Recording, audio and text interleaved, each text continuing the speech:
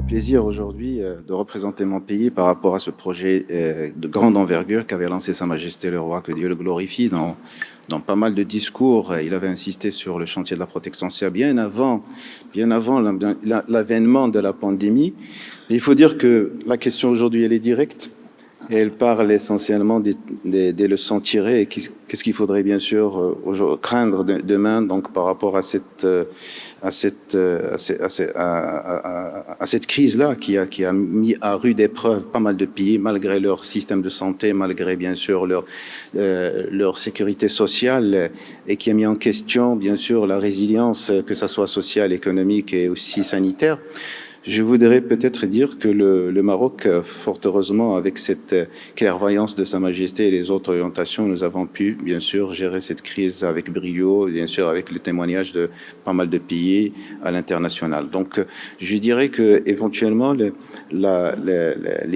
leçons tirées aujourd'hui tournent autour, bien sûr, de la question de souveraineté. La souveraineté dans pas mal de domaines. C'est la souveraineté qui pourrait apporter, bien sûr, la résilience sociale, économique et éventuellement sanitaire. Alors, le Maroc avait lancé, bien sûr, le champ de protection sociale depuis pratiquement 2005, parce qu'il avait commencé progressivement par la couverture médicale de base. Et puis, bien sûr, le régime de retraite et progressivement, petit à petit, bien sûr, les étudiants, les indépendants. Et au jour d'aujourd'hui, on est arrivé quand même à une étape où il est crucial aujourd'hui de généraliser, bien sûr, cette protection sociale, commençant par la couverture médicale de base. Et c'est là où l'action de la pandémie, parce qu'elle a précipité, bien sûr, cette généralisation de protection sociale. Donc, c'est un phénomène qui est au centre des questions dans tous les pays, à l'échelle mondiale, à l'échelle planétaire, je dirais. Et quand on parle de résilience économique, sociale, ça dépendra des pouvoirs économiques de tout un pays, ça dépendra, bien sûr, de son organisation, de son ingénierie financière. Et par rapport à notre modèle, nous avons commencé par la couverture médicale de base, qui, bien sûr, notre champ de protection sociale comporte 4 programmes. Il y a la couverture médicale de base, il y a les allocations familiales, il y a aussi, bien sûr, les pensions, l'élargissement, bien sûr, des adhérents aux retraites, et à la fin, bien sûr, il y a l'indemnisation, bien sûr, des pertes d'emploi. Et la pierre angulaire aujourd'hui, c'est la couverture médicale de base. Pardon. Alors, cette couverture médicale de base, elle se fait progressive.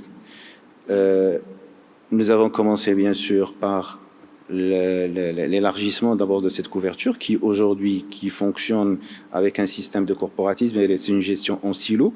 La finalité, c'est la rendre universelle, mais il faudrait bien sûr, évidemment, bien sûr, des mécanismes de régulation, mais un portage politique important, une conduite de changement qui est importante, donc et une sensibilisation, une communication là, par rapport à cette question-là. Et bien sûr, évidemment, nous nous sommes penchés sur l'extension vers les travailleurs non salariés. D'ailleurs, tout ce qui est, bien sûr, arsenal juridique a été déjà préparé. Et bien sûr, on se penchera d'ici à la fin du mois sur le basculement, ce qu'on appelle le régime des malades économiquement démunis, c'est le RAMED. Donc, le régime d'assistance des malades économiquement démunis qui deviendra une assurance maladie obligatoire solidaire. Alors, voilà, le champ de protection va être généralisé. Est-ce que ça suffit? Il y a une grande question. Est-ce que la pérennité de cette action dans le temps? Et bien sûr, sa soutenabilité financière. Est-ce que l'État va pouvoir mettre en œuvre toutes les questions et les mécanismes et éventuellement ajuster les paramètres pour pérenniser, bien sûr, cet apport par rapport à cet apport financier, par rapport à cette génération de la couverture? Bien sûr, c'est un exercice sur lequel nous sommes entrés, qui va nécessiter bien des ajustements au fur et à mesure. Commençons d'abord par le basculement de RAMED et qui nécessitera bien ce qui va pouvoir additionner 22 millions entre TNS et RAMED, 22 millions de bénéficiaires supplémentaires. Ces 22 millions de bénéficiaires nécessiteront éventuellement une absorption au niveau du système de santé parce que, bien sûr, il va falloir faire quand même un suivi régulier pour essayer de contrôler est-ce qu'il y aura quand même un abus de consommation ou il n'y a pas d'abus de consommation. Et en même temps, mettre, bien sûr, les mécanismes de régulation qui permettront, bien sûr, de maintenir un certain équilibre. Équilibre financier, bien sûr, évidemment.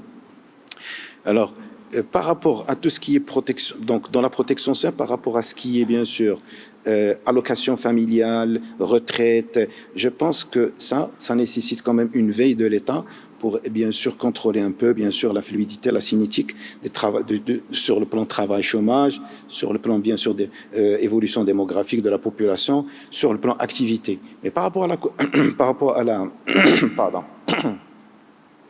Mais par rapport à la couverture médicale, ben, vous pouvez comprendre qu'il y a d'autres facteurs qui rentrent en ligne de compte et qui sont indissociables, bien sûr, à la résilience au système de santé. Donc, fort heureusement qu'au Maroc, il y a quand même, on a Sa Majesté, quand il avait lancé d'abord dans ses discours l'opérationnalisation de la généralisation de la couverture médicale, il a associé de manière indéfectible à la refonte du système de santé. On ne peut pas bien sûr généraliser sans pour autant préparer l'assise qui va permettre d'absorber bien sûr ces 22 millions additionnels.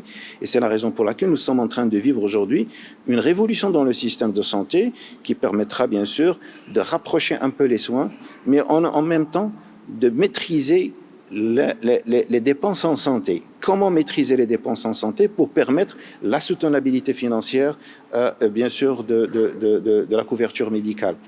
C'est en agissant sur plusieurs paramètres, notamment il y a d'abord par rapport à la régulation du parcours de soins.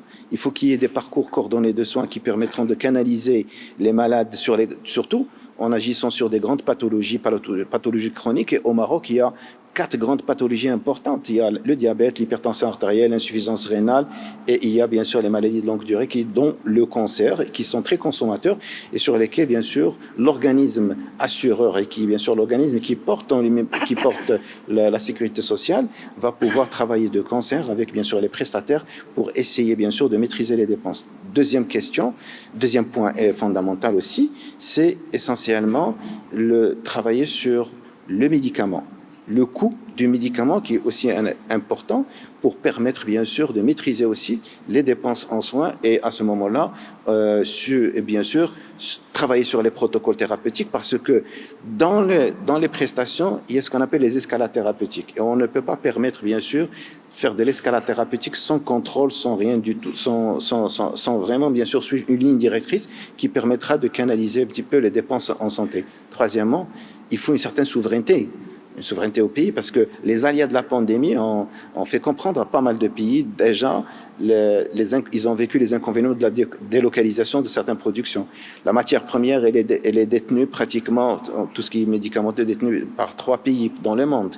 Et on s'est posé la question, est-ce que en temps de crise, y a-t-il vraiment une solidarité? On avait vécu ça. Et la question, elle est claire.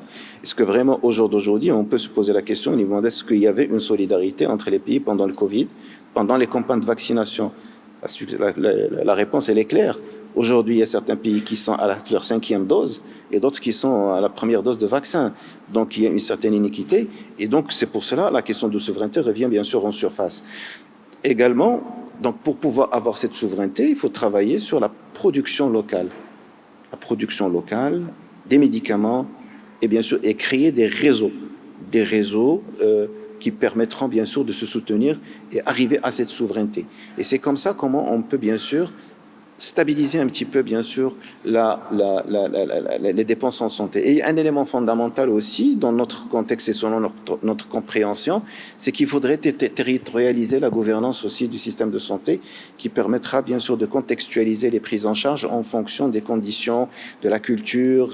Le Maroc possède 12 régions et les 12 régions sont différentes sur le plan culturel, sur le plan géographique, sur le plan environnemental.